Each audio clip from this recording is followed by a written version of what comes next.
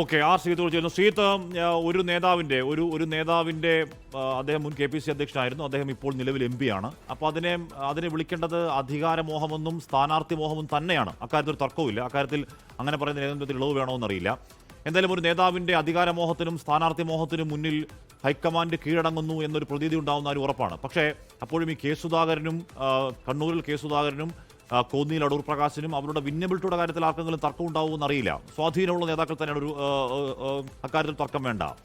അപ്പോൾ ശ്രീത് നാമനിർദ്ദേശ പത്രിക നൽകാനുള്ള നീക്കമെന്നൊക്കെ പറയുമ്പോൾ എന്തായാലും മത്സരിക്കാൻ ഉറപ്പിക്കുന്നു കെ സുധാകരൻ. വെട്ടൊന്ന് തുണ്ടൻ രണ്ട് എന്ന നിലപാടുകാരൻ എന്തായാലും അതിൽ നിന്ന് പിന്നോട്ട് പോകാൻ ഇടയില്ല. അതുകൊണ്ട് രണ്ടുപേർ മത്സരിക്കട്ടെ എന്നൊരു അനിവാര്യമായ തീരുമാനത്തിലേക്ക് ഹൈക്കമാൻഡ് പോകാൻ ഈ ഘട്ടത്തിൽ ഇടയുണ്ടോ ശ്രീജിത്ത്?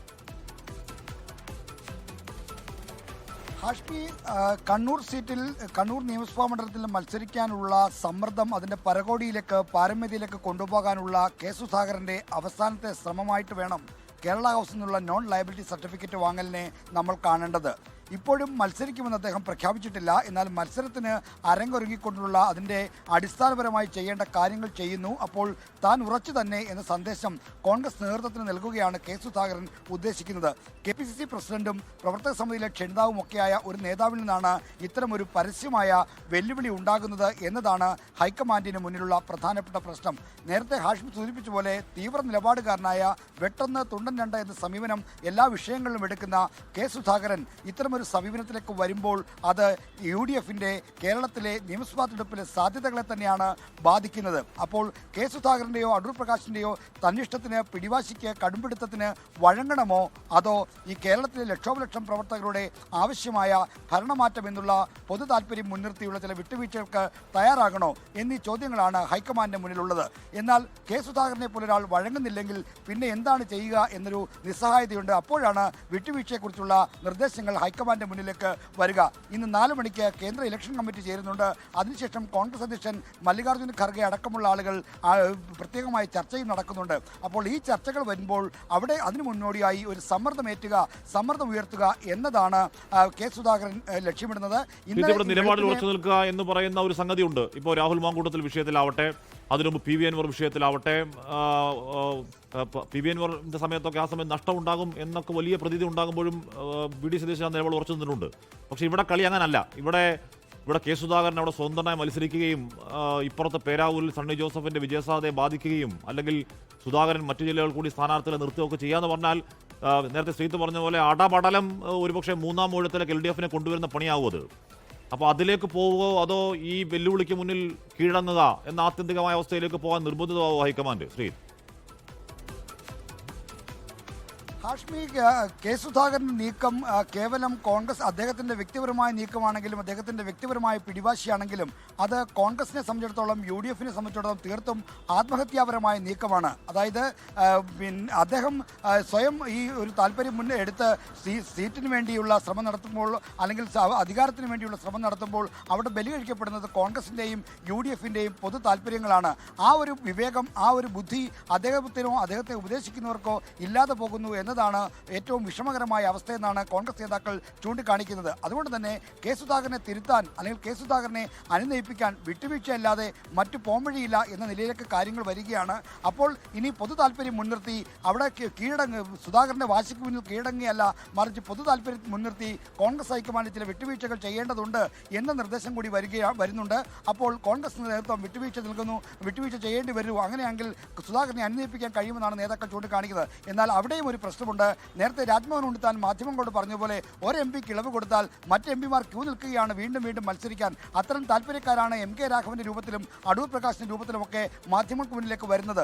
അടൂർ പ്രകാശ് കോന്നിയിൽ മത്സരിക്കാൻ അടക്കമുള്ള നീക്കം നടക്കുമ്പോൾ MK രാഘവന് ഇനി വിജയസാധ്യത ഇല്ലാത്ത മണ്ഡലത്തിൽ പോയാലും താൻ മത്സരിച്ച് വിജയിച്ചു കൊള്ളാം എന്ന അഭിപ്രായക്കാരനാണ്. അങ്ങനെ നിരനിരയായി ആളുകൾ വരുമ്പോൾ ഹൈക്കമാൻഡ് വീണ്ടും നിസ്സഹായരാകും. അവിടെയാണ് പ്രശ്നം. ആ ഘട്ടത്തിൽ കെ സുധാകരൻ പാർട്ടിയുടെ ഉത്തമ താല്പര്യത്തെ മുൻനിർത്തി പിന്മാറുകയാണ് വേണ്ടത്. അദ്ദേഹത്തിന് ആരോഗ്യ പ്രശ്നങ്ങളുണ്ട്, ഓർമ്മക്കുറവടക്കമുള്ള മറ്റ് ബുദ്ധിമുട്ടുകളുണ്ട്. ഈ ഘട്ടത്തിൽ അദ്ദേഹം നിർദ്ദേശിക്കുന്ന മറ്റാരെങ്കിലും സ്ഥാനാർത്ഥിയാക്കി കണ്ണൂരിൽ ഒരു പോംവഴി കണ്ടെത്താനാണ് നേതൃത്വം ശ്രമിക്കുന്നത്. സമാധാന ദൂതുമായാണ് രമേശ് ചെന്നിത്തലയും KC വേണുഗോപാലും ഒക്കെ അദ്ദേഹത്തെ സമീപിച്ചെന്ന് വേണം മനസ്സിലാക്കാൻ. എന്നാൽ വഴങ്ങാതെ മാറി നിൽക്കുകയാണ് സുധാകരൻ. അത് സെൻട്രൽ ഇലക്ഷൻ കമ്മിറ്റിക്ക് മുന്നോടിയായിട്ടുള്ള ഒരു സമ്മർദ്ദമായിട്ട് വേണം ഇപ്പോഴത്തെ നോൺ ലയബിലിറ്റി സർട്ടിഫിക്കറ്റ് അടക്കം വാങ്ങുന്നതിനെ കാണേണ്ടത്. അപ്പോൾ എന്തായാലും അത്തരത്തിൽ ഓർമ്മക്കുറവ് ആരോഗ്യ പ്രശ്നങ്ങളൊക്കെ കെ സുധാകരനുണ്ട് എന്നുള്ള കാര്യം കുറേ നാളെ പറഞ്ഞു കേൾക്കുന്നതാണ്. അത് അടുത്ത് നിൽക്കുന്ന ഒരുപാട് പേർക്ക് അറിയാവുന്നതാണ്. പക്ഷേ അതറിയാത്ത ഒരേ ഒരാൾ കെ സുധാകരനാണ്. അത് പറഞ്ഞു കൊടുക്കേണ്ടത് വീട്ടുകാരാണ്. പക്ഷേ വീട്ടുകാർ ആ അർത്ഥത്തിൽ പറഞ്ഞു കൊടുക്കുന്നുണ്ടോ അതോ ഈ സ്ഥാനാർത്ഥിത്വം അനിവാര്യമാണ്, മത്സരിച്ചേ മതിയാവൂ എന്ന ഒരു ഫീഡിങ് വീട്ടുകാരുടെ പ്രായമുള്ള മനുഷ്യന്മാരാണ്. വീട്ടുകാർ പറയുന്നതിന് ഒന്നും അങ്ങനെ നെഗേറ്റ് ചെയ്യാൻ കഴിയില്ല. അങ്ങനെ പ്രശ്നങ്ങളൊക്കെ അതിലുണ്ട്. അരവിന്ദ് കൂടി തുടരുന്നു. അരവിന്ദ്, എന്തായാലും ഈ ഘട്ടത്തിൽ ഇനി 21 നാൾ മാത്രം ബാക്കി നിൽക്കെ ഏറ്റവും നിർണായകമായ ഒരു പൊളിറ്റിക്കൽ ഫൈറ്റിൽ ഒരു സീറ്റിന് വേണ്ടി ഹൈക്കമാൻഡിനെ മുഴുവൻ ബന്ദിയാക്കി നിർത്തുന്ന കെ സുധാകരൻ ബാധ്യതയാണ് എന്ന് വിശ്വസിക്കുന്ന പ്രവർത്തകരുണ്ട്. അങ്ങനെ പ്രവർത്തകർ വിശ്വസിക്കുമ്പോൾ ബാധ്യതാരഹിത സർട്ടിഫിക്കറ്റിനായി കേരള ഹൗസിലേക്ക് പോയത് എപ്പോഴാണ്? ആ സർട്ടിഫിക്കറ്റ് അവിടെ നിന്ന് കിട്ടിയോ അരവിന്ദ്?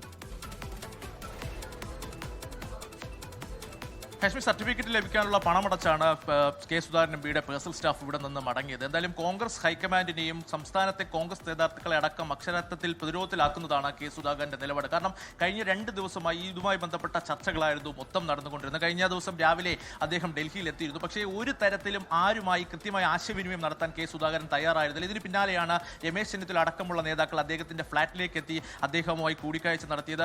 പിന്നീട് ഷാഫി പറമ്പിൽ അടക്കമുള്ള നേതാക്കൾ എത്തിയിരുന്നു. പക്ഷേ അദ്ദേഹം എടുത്ത നിലപാടിൽ കെ സുധാകരൻ ഉറച്ചു നിൽക്കുകയാണ്. തന്റെ നടപടികളും അതുപോലെ തന്നെ കണ്ണൂർ മത്സരിക്കുന്നുവെന്ന തന്റെ നിലപാടിൽ കെ സുധാകരൻ മുന്നോട്ട് പോകുന്നു. ഇതിന്റെ ഭാഗമായാണ് ഡൽഹി കേരള ഹൗസിലെത്തി നോൺ ലയബിലിറ്റി സർട്ടിഫിക്കറ്റിലുള്ള പണമടച്ച് അദ്ദേഹത്തിന്റെ പേഴ്സണൽ സ്റ്റാഫ് ഇപ്പോൾ മടങ്ങിയിരിക്കുന്നത്. താൻ മുന്നോട്ടില്ല, തന്റെ ഉറച്ച നിലപാടെന്ന് പറയുന്നത് സംസ്ഥാന രാഷ്ട്രീയത്തിലേക്ക് മടങ്ങണമെന്നതാണ്. KPCC അധ്യക്ഷ സ്ഥാനത്ത് നിന്ന് താൻ രാജിവെച്ചപ്പോൾ അല്ലെങ്കിൽ അവിടെ നിന്ന് തന്നെ മാറ്റിയപ്പോൾ തനിക്ക് MLA സ്ഥാനം അല്ലെങ്കിൽ കണ്ണൂർ മത്സരിക്കാനുള്ള ഉറപ്പ് അത് ഹൈക്കമാൻഡിന്റെ ഭാഗത്തു നിന്ന് ലഭിച്ചു എന്നതാണ് കെ സുധാകരൻ വ്യക്തമാക്കിയത്. താൻ കബളിക്കപ്പെട്ടു അല്ലെങ്കിൽ താൻ വഞ്ചിക്കപ്പെട്ടു എന്നതായിരുന്നു കെ സുധാകരൻ ഇന്നലെ അദ്ദേഹത്തെ കാണാനെത്തിയ പല നേതാക്കളോടും വ്യക്തമാക്കിയത്. തനിക്ക് മാനസിക ബുദ്ധിമുട്ടുണ്ടാക്കരുതെന്ന് അദ്ദേഹം രമേശ് ചെന്നിത്തലയോട് കഴിഞ്ഞ ദിവസം പറഞ്ഞിരുന്നു. അപ്പോൾ രമേശ് ചെന്നിത്തല പറഞ്ഞത് ഹൈക്കമാൻഡുമായി കൃത്യമായി ആശയവിനിമയം ഇതുമായി ബന്ധപ്പെട്ട വിഷയങ്ങളിൽ നടത്താമെന്നത്. എന്തായാലും കെ സുധാകരന്റെ നിലപാട് അത് കോൺഗ്രസ് നേതൃത്വത്തെ വലിയ രീതിയിൽ പ്രതിരോധത്തിലാക്കുന്നു. കാരണം തദ്ദേശ തെരഞ്ഞെടുപ്പിൽ മികച്ച വിജയം നേടിയാണ് കോൺഗ്രസ് മുന്നോട്ട് വന്നത്. പക്ഷേ ഇപ്പോൾ നിയമസഭാ തെരഞ്ഞെടുപ്പിലേക്ക് വരുമ്പോൾ ഈ സ്ഥാനാർത്ഥി നിർണയത്തിലെ ഈ അവസാന ഘട്ടത്തിൽ ഉണ്ടാകുന്ന തർക്കങ്ങളും എന്ന് പറഞ്ഞാൽ ഇവിടെ പാലക്കാട് മാത്രമല്ല, അതിനു മുമ്പ് തൃക്കാക്കര മുതൽ ഇങ്ങോട്ട് തുടങ്ങിയ ബൈ ഇലക്ഷനിലൊക്കെ ആദ്യം സ്ഥാനാർത്ഥികളെ പ്രഖ്യാപിക്കുകയും ആദ്യം സ്ഥാനാർത്ഥികളെ പ്രഖ്യാപിക്കുന്നത് റെഡിനെസിന്റെ പ്രിപ്പയർനെസിന്റെ സൂചനയാണെന്ന് പ്രതിപക്ഷ നേതാവ് പറയുകയും അതുമാത്രം തദ്ദേശ തെരഞ്ഞെടുപ്പിലടക്കം ആദ്യം സ്ഥാനാർത്ഥികളെ പ്രഖ്യാപിച്ചുകൊണ്ട് ഫീൽഡിൽ ഇറങ്ങിയതൊക്കെ ഞങ്ങളുടെ മുന്നൊരുക്കത്തിന്റെ പ്രതീകമാണ് എന്ന് പറയുകയും ഏറ്റവും അതിന് ഒടുവിൽ വരുന്ന ഏറ്റവും നിർണായകമായ തെരഞ്ഞെടുപ്പിൽ 21 നാൾ ബാക്കി നിൽക്കെ ഒരു നേതാവിന് മുന്നിൽ എന്ത് ചെയ്യണമെന്ന് അറിയാതെ പതറി നിൽക്കുന്ന കോൺഗ്രസ് പാർട്ടിയെ ഡൽഹിയിൽ കാണാൻ കഴിയുന്നു. അവിടെ ലോകത്തെവിടെയായാലും ഏത് സമയത്തും 24 വാർത്തകളും ഓഗ്മെന്റഡ് റിയാലിറ്റി പാക്കേജുകളും എക്സ്പ്ലെയിനറുകളും വിശദമായി കാണാൻ ഞങ്ങളുടെ യൂട്യൂബ് ചാനൽ നിങ്ങൾക്ക് സബ്സ്ക്രൈബ് ചെയ്യാം.